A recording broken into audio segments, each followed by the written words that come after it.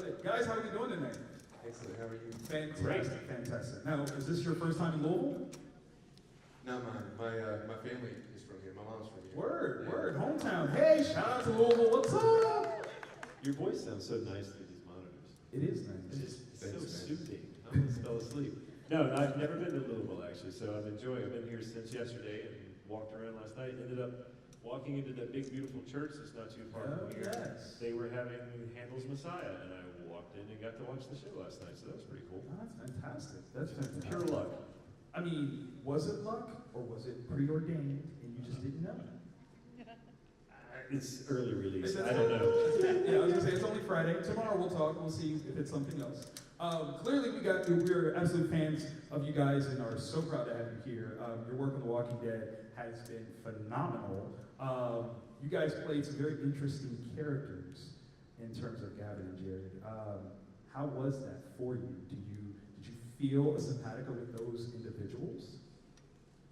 Yeah, I mean, he'll probably have a similar answer. I don't know, but I live in Atlanta. I'm from Atlanta, and so when that show first started and I got to see it, I'm like, oh wow, I could be on this show. This would be really cool. And I got an opportunity to audition for it in the second season. And I auditioned for it in the second season, and the third season, and the fourth season, and the fifth season. Right. Many times. He's like, no. I'm like, damn it, and I'd watch the show and I'd see the characters that I'd read for and go like, I could have done it, but that guy was perfect, Right. And so when I finally got the role that I got, I'm like, this is the role I should be This playing. is mine. Yeah, and it's just, I'm that guy. Okay. That's just, I didn't have to do a lot of acting. I'm very much like that character. Okay. So it was, yeah, and they seem to do that a lot with that show. That says so many things about you, Joshua. Except in his case. No, okay, I was gonna say that sounds. No, it It's was all acting. it was very much the same way. I started auditioning around season 3, and I went back and looked through my emails, and I auditioned 14 times for the show before I got Jerad. Okay. And Sounds Jayson and I about both auditioned for Gavin and Jerad at the same time. Yeah. So things could have been very different. But it turned out, I think the one that I got, I'm happiest with. Sometimes we get the question, like, who would you be if you could be somebody else? I'm really happy with where I landed. I mean, obviously like a series regular. Of course. Like someone who doesn't die after. Is there such a thing on this show? I mean, at this point, it's really hard to say. Everyone's up for grabs at this point. Yeah. Now, did you guys ever read the comic book before you got into the roles? No, I did not. Okay. I did, yeah. My friends, I received the first 3 compendiums. Okay. Before even the show was shooting, so I got into that stuff. But that's all I got. Okay. I read those, and That's not bad. I mean, obviously, Kentucky has a serious claim to the Walking Dead franchise. I mean, the series creators are from here, so that's. I did not know that. Yes. Robert Kirkman and Tony Moore are both from Kentucky, so that's it, right? Shout out to Kentucky on this stuff. Kentucky. Muhammad Ali, what's up? That's right. So as saviors go, what did you guys think of those types of roles? Like to not be necessarily the protagonist, but not necessarily antagonist as well. They were just a different side of the equation. Did you feel like that was a real portrayal to see in this zombie apocalypse? The way I approached it is, for Jerad at least, is this is someone who has experienced a considerable amount of trauma. Right. And so everyone that he's coming into contact with, he's kind of lost value for human life, and I don't really, my ego is kind of is the thing. So Okay. I'm only concerned about myself and self-preservation. So yeah, that's the way I made real of this guy who was just kind of a douche to everyone. He was a little difficult to like. Did you take any of that home? Like anybody look at you later is like, Yeah, I tell folks because my mom, she watches the show occasionally, but doesn't really love gore and horror. But she knows that I played a terrible character on the show, and whenever I get kind of sassy, I start.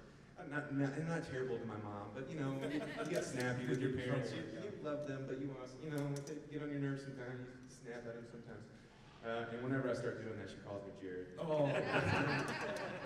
She's like, oh, here comes Jerad. Here comes Jerad. it's such a burn. It's like such a burn. And it immediately is like, okay, you're being a dick. You're like, I'm sorry. I'm sorry. Well, give her my number, and I'll call you when that happens. I'm Straight not out. giving you my mom. Give her my number. He's come out with that either. High school. So I did notice though, like with you guys, there's this trend of in The Walking Dead, characters with 5 letters in their names tend to be antagonistic. Like what's up with that? Shane, right? Negan, Jerad, Gavin. You correct some sort of. Boom, baby! This is what I do. Okay, this is me. Now all I'm going to do is think about that for the rest of this interview. I'm so Going sorry. through all the names, counting letters. I mean, just White. you know. No. He switches. So 6 letters, but I don't even know how many letters are in the show, so it doesn't matter. it's Like 13 or 14 Yeah, letters. she's all- There's a lot of silent G's in it. all good. You can't go wrong. Clearly, there's a question here out in the field, so I don't want to hold up too much time. Hello, how are you doing? Good. What's up? Not much. I mean, I'm just here at SuperCon and I thought I'd come ask some questions from my favorite TV show. All right. Heck yes. What's your name? Garrett. Garrett. How many letters in that name, Garrett? G-A-R-E-T, so That's- that's 5. Nice. I know it's 4. I Wait, see it. a little tidbit. When we auditioned for Gavin and Jerad, Gavin, the dummy sides, it was named Garrett. Wow. Was it? Yeah, oh yeah. Because they don't tell you who you're auditioning for, or what the character is, or What anything was, like what was yours? Jason or something. Yeah, that's right. I had to yell my own name out of the audition.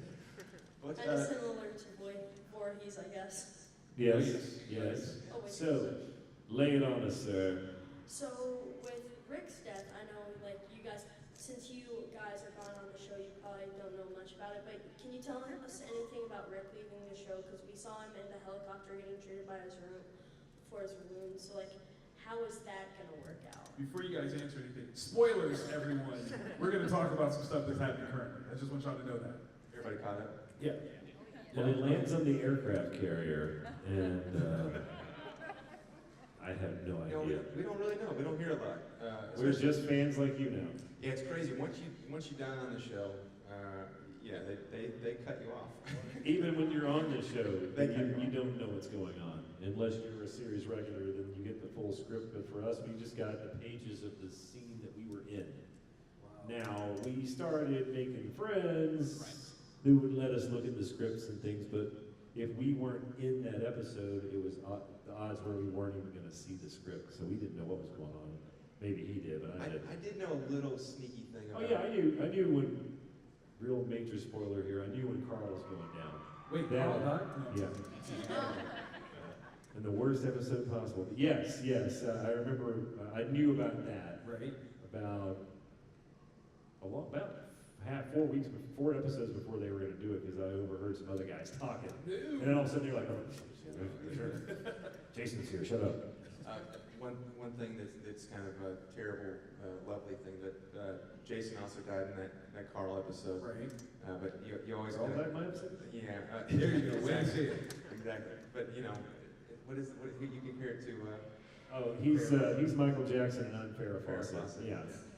They both died on the same day, but nobody But only remembers. one. Yeah. Oh.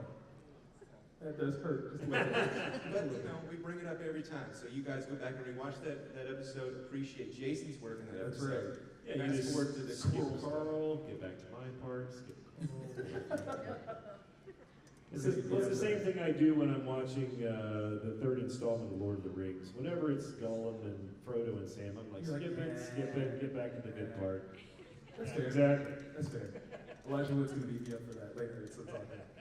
Garrett, thank you so much for your question. Again, anybody Any else, more? if you have any other questions? Yeah, do you have feel another free- question? Yeah. Okay. Oh, you have another one? Okay, Oh, another go for it. So, basically, This is with... great. Oh my God. Ask your question. Just don't turn around. Is he doing the Home Alone face? He is. He is. I'm interrupting. Your question. We don't even exist anymore. Right. Thanks a lot, dude. Thanks, buddy. Yeah. What's it like still being on the show? He can answer all your questions. I'm not allowed to talk about it. Do people still talk about us, or anybody? Everyone still says, no. No, everyone, no, we all loved you guys. I loved you We'd be between takes, and we'd like want to kill each other when we're acting, and then cut, and we're friends again. That's awesome. So my question, if you got to hang out with anyone from the kingdom, who would it have been? No pressure. Who was that extra? There's a follow-up question. There was an extra that came by one time. You know who I I really don't loved remember his was, name, but probably him. was Daniel. What is Daniel's character? Daniel. Yeah. Oh, Daniel. Yes, they gave him an original name. Your name shall be your name. Shiva, actually. Wow. She ate all The the choir, food. I think the choir director from episode 2. Cooper, I think they're hating you really bad right now. Jerry, we want to hang out We with wanna hang out Jerry. with Jerry. Cool, because what are you doing after this? Hey, Oh. hey, by the way, guys, Dude. Coop made these awesome shirts. Well, his girlfriend, his wife, His wife. made these awesome shirts. Don't tell his wife about his girlfriend. They're gonna be This is being recorded. We're all getting in trouble. His lovely wife, and super talented, obviously. And they're going to be available online, and the proceeds go to. The Atlanta Community Food Bank and Feeding America. That's So, awesome. Eat, drink, all proceeds go to get a shirt, and it gives you a license to eat everything. And this hat we found in Scotland. No, it took me 30 minutes to find you guys, and now I'm gonna give it back. All right, bro. Okay. That's I miss awesome. you guys. That's all. Thank you. I wish you didn't have to die the way you did, but I'm so glad you're dead. He means that with love. He really does. Kind of. Long live Jerry. Right. Have a good one, sir. Thank you for coming through. Thank you, ladies and gentlemen. Hey, Gary, you had another question? Gary, yeah, great. Yeah, right here. He's like, I'm just gonna go sit down now. That was amazing. Thanks, Coop. So about your death. Yes. So how did it feel being like pushed off to the side when Carl was like the main focus in the show, that episode? Well, I mean, Shots fired. ouch. I mean, no, I didn't ignore You your mean, death. yeah. I mean, I watched that scene like a couple of times. Like, am I seeing this right? Or am I missing something? What about, you think Morgan's gonna stab you, and then all of a sudden he shoots through the back, and it's like, well, what? Yeah. Yeah, It's like and, that confusing and feeling. then that psychotic child is standing behind me, so. Yeah, the only thing about that, I mean, I could not have asked for a better exit episode, because when I got the script, it's funny because Greg Nicotero called me and said, hey, we should do a rehearsal. I'm like, yeah, that's a good idea. I've never had one of those. What's that like? And so I went down to the offices in Sonoya, and we were going through it. He goes, did they give you a copy of the script? I'm like, no, I just got my scenes. And he just kind of went, all right, we'll get you a script. So I got to read that entire episode and see how it all fit together. But for someone who was a co-star in season 7 and then upgraded to guest star in season 8, who's not a main character person, to have that big of an episode for them as an exit episode, I have no complaints whatsoever. They treated me very, very fairly, other than killing me. They treated me, and the only thing I was a little bit sour grapes was that due to Carl dying that episode as well, I was not invited to come out to LA to sit on the couch with, what's his name?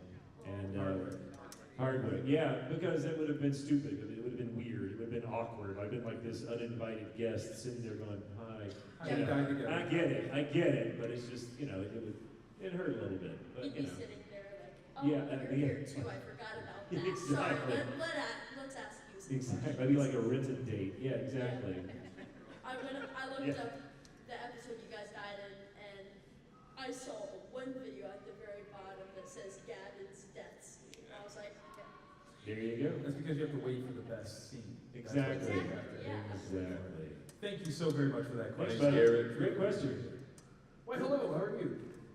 Pretty good, how you doing? Fantastic. To let you know, I did, usually I catch The Walking Dead on Netflix, I'm usually a year behind, but because of SuperCon, I decided to go ahead and catch up, so I'm good to go on this one. Awesome. But what I wanted to ask was, just watching this show over the last few years, for lack of a better way to put it, the show can be very macabre, very intense, and I mean, for someone like me who grew up watching horror movies in the 80s, even I takes a lot to get me there. So I have to ask, between takes and at the end of the day, do they bring a comic in or something to kind of lighten the mood back up? Or But I think things are generally pretty light in between. You know, when we're moving from scene to scene, I think it's pretty jovial because you're on such an amazing show, an amazing set with folks who care to be there. And you know, by the time we got off, we had made good friends with a lot of the folks, and it's dark, it's heavy. You try not to take a lot of it home. But yeah, there were no unfortunately there were no therapists or anything on the show. I actually didn't watch a lot of it. It is too heavy for me. So I've seen maybe I saw the first 2 seasons, and then I watched a lot of our seasons. But I it's just dark. I couldn't. Rick and Morty and Bob's Burgers is where I'm at. There you go. There was a guy. Did you work with Mike Satrazemis at all? Oh, yeah. Were you ever there on a final day with him? Did he bring in like a band or something? No, yeah. I got really lucky. I just happened to be there for something else, and I had like one little thing to shoot. But it's the day that Father Gabriel and Negan are coming out of the trailer fighting their way through the zombies. We were shooting that scene, which I'm not in. I was just sitting there like watching them shoot it. It was fun to watch. And then it was lunchtime. It was like the second meal. So it was like the afternoon break. And they started handing out these like brown paper lunch bags like you would have in elementary school. And it had a peanut butter jelly sandwich and a carton of milk in it and a note. And you pull the note out, and it was the words to "We Are the Champions" by Queen. Wow. And then right about the time we were all like going, what is this? This big garage door rolls up, and there's a mariachi band standing there playing "We Are the Champions," and we all sang along to it. Wow. And they were videotaping the whole thing, and I wondered like whatever happened to that videotape. But yeah, it was just, and there, I got lucky. So yes, they do have a lot of levity, especially with Mikey. He was doing that kind of stuff all the time, supposedly. That's amazing. That was recorded for like some kids like 7th grade. Exactly. That's amazing. I got lucky. There's also times too where it's amazing because you go to lunch with these dudes that are in full prosthetics and going to the salad bar with these walkers who are just like they take their dentures out or whatever. There's stuff. You can't help but laugh at it a lot of times. I don't know if I could eat lunch with someone's jowl just hanging down like that. My last day, they put my prosthetic on before lunch, and I felt bad that people. I was apologizing to everybody who was sitting across from me. I'm sorry about this thing on the face. I'm sorry. I can't There's something on you there. Yeah. Can you just, Here, take the snap. Thank you so very much for that. Appreciate it. Hello. What's up? Oh, you guys are awesome. Oh, thanks. So you were both gone before Negan was defeated, and so I was just wondering, in your opinion, after the Saviors were disassembled, would your characters have tried to get in with Rick's group and try to turn over a new leaf, or would you have stayed loyal to Negan? I gotta tell you, I pitched that to Scott Gimple when he called to tell Me too. I was dying. You sure you want to do this right now? I don't know. I think Jerad needs to be a good guy. Have a change of heart. I really did write him an email like, hey man, is there any chance that he may have like any chance, should I try and color any of that in my performance? He was like, no, he's bad through and through. So yeah, I would like to say that I would, do what I needed to do to survive, but no, wasn't in the cards. I would, I think a lot of people thought my character was going to make it through and make the turn and turn it, leap over or whatever. Right. Because Gavin was definitely the kind of guy that's like, oh, this is safe, okay, I'll go here. I don't think he was loyal to Negan at all. He was loyal to Negan out of fear. So yes, if he had lived and the opportunity had presented itself, he would definitely have said, yeah, I'm with you guys. Oh, wow. Yeah, That's definitely. Awesome. Thank you very much. Thank you. Great question. You're welcome. Yeah, great question. Welcome back. One Guys, more twin question. brothers back. It's just a quick question. I have to ask. Being on set with Jeffrey Dean Morgan, is he as intimidating on set as being takes as he is in this portrayal of You Negan? never worked with him. Never worked. He can be. I mean, he's a nice fellow. I'll be honest, I did not get to know him It's not that he shunned me like, shut up kid, leave me alone. It just never really, he was kind of like Josh McDermott, Stephen Ogg, Austin Emilio, and Xander Berkeley. They kind of had their time. They had spent a lot of time together without me. And so then when I was thrown into that mix, I was like the new guy, the FNG, so to speak. And if I had stayed around longer, he might have warmed up to me, and we might have gotten to know each other a little better. But yes, he's very gregarious, very funny. He and Og going back and forth. And it's like, I likened it to being a pledge in a fraternity. And I was still a pledge. I wasn't quite in. And they didn't do anything mean or rotten to me. It's just like, okay, I'm the new guy. I'll see how this goes. But not intimidating. Okay. Yeah, nice fellow. Nice fellow. Good deal.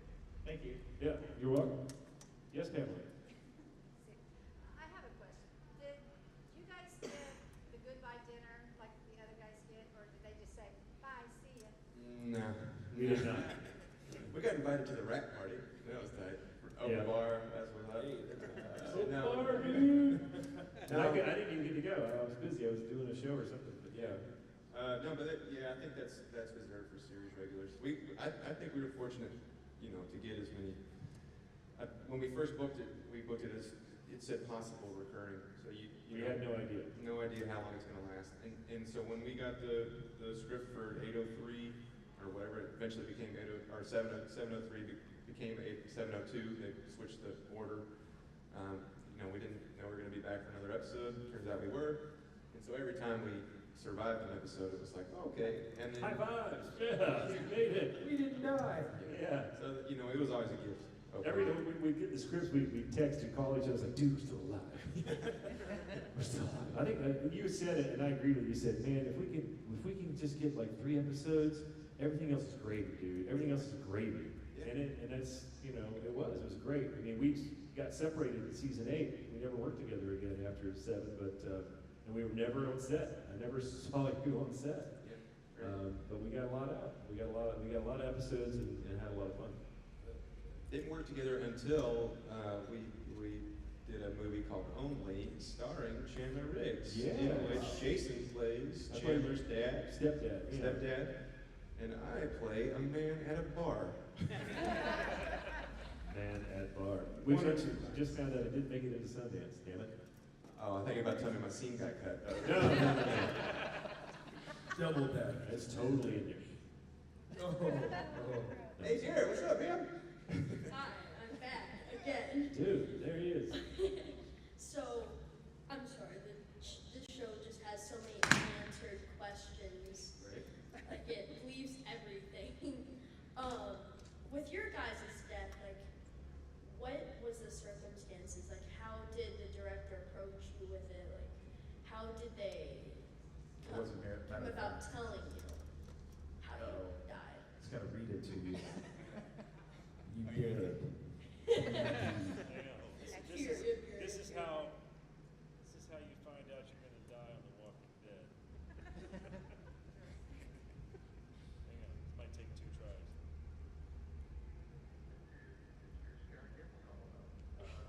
You get called back.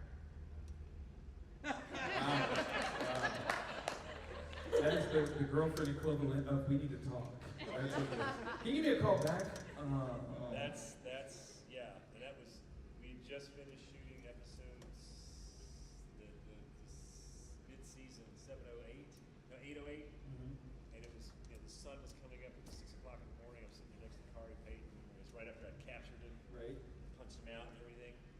And I had my phone off. I turned my phone back on. I'm like, okay. God damn it. Showed it to Kari, and he's like, damn, dude. He probably already knew. Yeah. At least he didn't tell you though. That's, Yeah. He didn't play it like. So I waited a couple of days, called Gimple up. He said, yeah, he talked to me for about 30 minutes. So he's very nice, explained everything. Yeah, that's what we have to do, but explained about how 809 was going to go and how I was going to have this big turn. I didn't know at the time, you're going to have this thing and you're going to get da-da-da. It's going to to turn into like a monster movie, and you're the victim, and Morgan's going to turn into the Terminator and come after you, and it's going to be like a John Carpenter film. It's going to be great. Okay, I can't wait. Wait, I'm dying. He sold me on it. I understand. That's kind of how everybody, you dread that call, right? And it's kind of amazing. You know it's coming. Yeah, you piss so many people off on the show, it's like it's time to die. But then you get to a point and you're like, all right, any number that shows up that has a Los Angeles or California area code, you just try and avoid. And just hope that he rewrites something, has like a change of heart. But yeah, it's the same, and it's amazing. Well, you don't hear, he was very generous with his time, Scott, when he was showrunner for our seasons. It's amazing that someone who was executive producing and show running a larger show on television, anytime you wanted. Yeah, would respond and take go through the trouble to call you personally and tell you you're dying. Yeah. But so it's a nice, it's sad, but it was a cool send up. And then working with my final episode, my death episode was with Satrazemis, Mikey Satrazemis, who has bounced over to he's on Fear now, producing over there. But yeah, it's my final bite, the thing that killed me, that happened at the very end of the day. We took 2 days to shoot my death episode that I was in, and you can kind of sense the days getting long, and they start releasing crew, and we realize we're in overtime, and this thing is, all the tension's building up, and Satrazemis had covered an amazing amount of action in 2 days. That's one thing I don't think Walking Dead gets enough credit for, too, is a lot of times people compare it to Game of Thrones. Game of Thrones takes sometimes 2 months to shoot an episode. Walking Dead shoots these episodes in 8 days. Wow. 9 days for the mid-season finale, or 9 or 10 days for mid-season finale and the season finales. So they get a lot done very quickly. So my bite was the final thing that I went through that day. And it was an emotional time. I was saying about all these people, and that I'd come to know and love on the crew.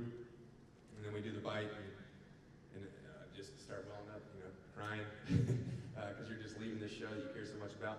And then they're like, all right, let's get you in the EPK or whatever let's get an interview done. Let's get an interview done. And you're just covered in gore and just oh God, miss everybody. Yeah, it's a wild time. Wow. So, I heard the story, I'm not sure if it's true. Lauren Cohan that got pulled over and she had blood all over her and she said it's zombie blood. Has that ever happened to you, out in public and you just came back from the shoot and people ask you hey, are you okay? What just happened? They're kind enough to clean you off before you go home. That's nice. On Monday. But when I went to Florida State, my buddy Clayton over here was in the film school there, and those film school students have a tendency to do a lot of gory movies, and they don't clean you up. They don't care. So I was driving home around Stadium Drive, it wraps around the stadium, and we got released one early morning, and I look over and there's this young girl, freshman girl, and I'd been in school for a while, and I'm just covered in gore, and she looks over and she's just and I try to roll my window down and tell her it's not real, Just sneeze off. Oh yeah, gets out of there. That happened to Ross Marquand. He had to rush off the set, and he got to the airport, still had blood a little bit on him, and he's going through security, and they're like, "Sir, what happened?" Well, he goes, "Oh, it's not my blood." They're like, "Well, whose blood is it?" JSA is can you just come here? Yeah, I don't know how the rest of it went, but he got through. It was fine. It was like, "Well, whose blood is it?" That's pretty good. Exactly. So how has being on The Walking Dead affected your outlook on your career? Is this, upswing piece, or are you looking at it and saying, okay, am I going to get on another show that's going to be like this? I tell you what, for me, I don't know how to say this without getting into too long of a story. It's given me a very serious perspective on my career, because due to perseverance and training and going after it. I was fortunate enough to have a nice role on a big show like this for a brief period of time, or some would say a long period of time, but you know, a good chunk. However, that is no guarantee of future success. I was feeling, pretty big for my britches, I think, a little hot, like, okay, I'm gonna have this, I'm gonna be peaking out, I'm gonna have this great death scene, and it's April, that's when agencies are looking for new talent, I'm gonna try to find an LA agent, and I got zero traction. And it was I wasn't happy about it, and had a little pity party for myself, and realized, well, that's just stupid. But I had to go through that. And then of course, and I don't mean any offense to the fans that come to the Comic-Cons, we come here and you're all day long, everyone's telling you how amazing you are and how wonderful you are and how much they enjoy your work and all that.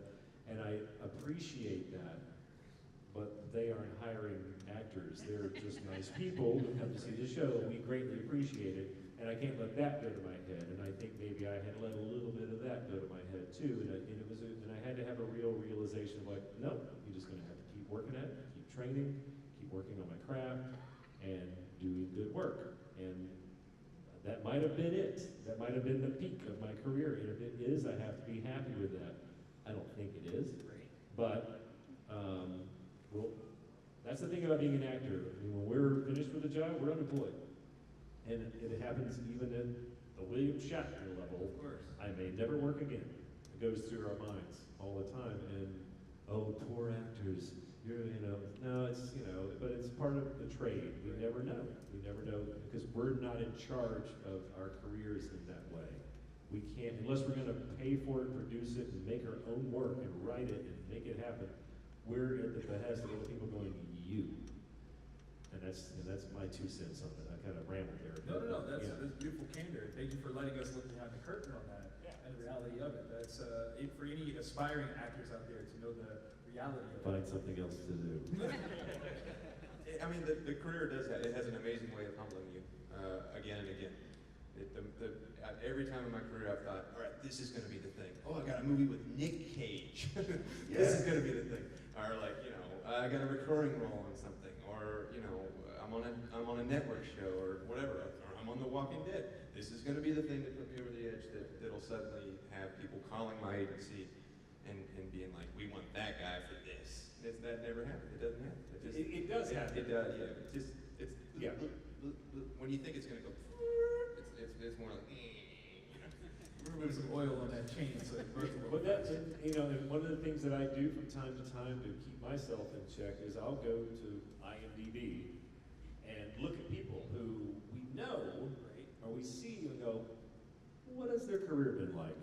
And they've been at it for years, and stuff you've never heard of, and big long gaps with nothing happening. And they've been at it and at it and at it and at it and at it, and they're still not famous, and they probably never will be, but they make a living.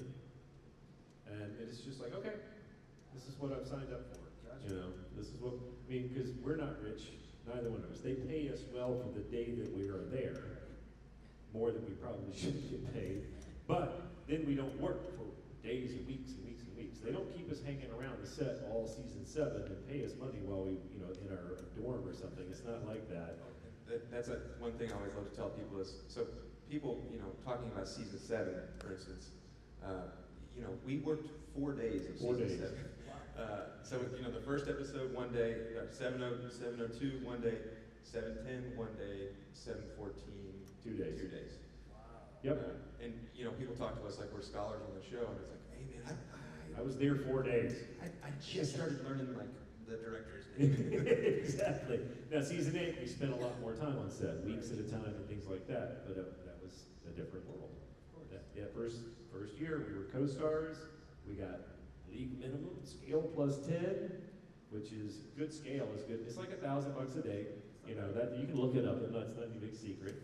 And that's it. So, but we do get residuals, which is nice, which are pretty good, but they'll start to dwindle over time. So that's all thanks to. Yeah. Do you have any aspirations for anything beyond being in front of the camera, whether that's writing, directing, on stage, or anything like that? Other than theater, no. kind of guy, not for film and television. I like performing and directing theater. I still want to write some I've yet to write my first feature screenplay. I'm hoping to do that. So I put that on my to-do list every year. You know. Oh man, let's I get on know. this. Josh is the Renaissance man. I was He gonna say, does do it I all. call you regularly? Like, what do you, how many pages you put into I that? need some kind of. I got you. I got you. But I write for the theater. I've written some kids plays that get done at middle schools and stuff. Nice. Yeah. Oh, that's awesome. Yeah. Thanks. So in terms of original characters, so many different characters have popped up from The Walking Dead that were not from the books. Does that create like a sense of ownership for you, where you're like, hey, this is the only representation of this character to exist currently? I am now. That's a good thing. I never thought about that. That's a lovely way to think about Yeah. it. Yeah, I used to be like, God, I wish I had some source material. I wish Jerad was there. I wish people gave a shit more about Jerad. Right. We do, obviously, but I can understand that though. Like when you have to craft it without any sort of foundation already to lean on, that becomes harder, of course. Yeah, I guess. You know, but it also makes it easier. Because You don't have to follow any rules. That is true. You can do whatever you want. And my first day on set was the pig exchange thing, and his first day too. And you were there, and Nick and Tara said, "Hey, Jason, you watched the show?" I'm like, yeah, I watched the show, Greg. He goes, you know that guy, there's this guy named Simon on the show? I'm like, yeah, I know he's the Simon character. He goes, yeah, I mean, you're not his brother, but you can be like his brother. You know, he's kind of smart alecky, and da-da-da, and all that stuff. I'm like, yeah, I know how he does this thing. He goes, yeah, let's try a couple takes like that. I'm like, okay, all right. And we did like 2 or 3 takes like that, and said, yeah, go back to what you were doing. Yeah, because, I mean, I'm not him. Because Simon is Stephen up. It is the same human being. They're exactly the same. And I'm like, I can't pretend. I'm not that good of an actor to pull that off. So I said, no. And he goes, no, what you were doing was fine. We went back to that. And they started writing toward that direction that I was on. And I think, you know, I didn't see, they said, well, we changed the script. We wrote the script and it felt more, it was easier to do. Right. And then following episodes because they were writing to me, which I'd only had that experience one other time before in a show called Rectify that I did, where they were actually writing to what I had created. Right. So that is a beautiful thing that, yeah, I guess I hadn't thought about it from that perspective.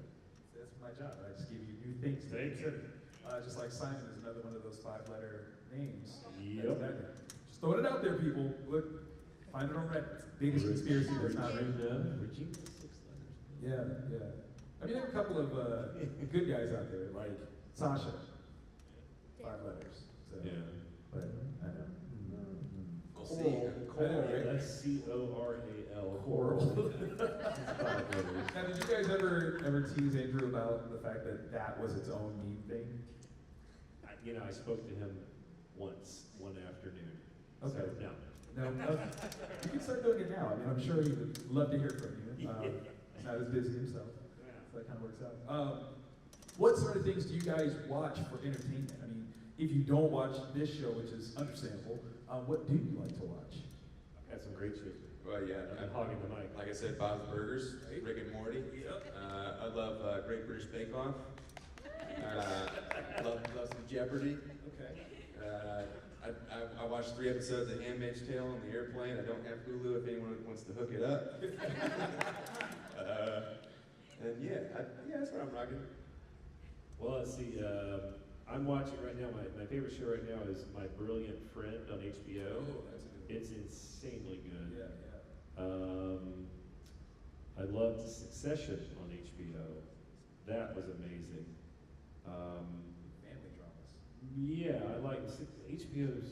I think I want to work for those people. They got it going on. Let's tweet that to him right now. Please Let's start. hire me, HBO. Pick a show. I'm plugging my own show here, Queen America, on Facebook Watch. Okay. That dropped a few weeks ago. They've got 4 episodes out. They're gonna have a 5th one out this Sunday. Excellent. I watch Formula 1 racing. I watch the Falcons lose. Well, The Bulldogs win. Hopefully, please, somebody beat Alabama. I think we all have that prayer. But yeah, and it's and I watch Colbert every night. I watched last week tonight John Oliver, every Sunday. Well, I watch it the next day. I have a TiVo Ooh. and cable. Yes, I have cable and a TiVo. So yeah, record that stuff and watch it, and that's about it right now. Yeah. I think we're getting close to time. Can I get a check on that in terms of our time? You said we got 5 minutes? My God, thank you so very much. Thank you, Gary. No, like he's the king of all things right now. So, do we have a question? Right? Yes, I'm sorry. What do you guys say to all the people, because you guys know I love this show, I live this show. What do you say to all the people who are saying, oh, it's over, Rick's gone, Carl's gone, the show's just dead? I mean, if you're a fan of the show, you love the show. I'm always excited about, the infinitude of creativity. That they have the universe that they can exploit to season up the seasons. And like what you're seeing with the Whisperers, I think is interesting. That's something I always hope for. That some way the Walkers would evolve, that they would become more of a threat. I don't know if that's exactly what's happening, but that there's some kind of cool I'd say stick with it because you love it. And if you don't, I didn't watch it for one person. yeah. I mean, I watched it for all of you. Right. I love every character on there. It's the third and tier characters or the first tier. Yeah. Rick died. I'm still there.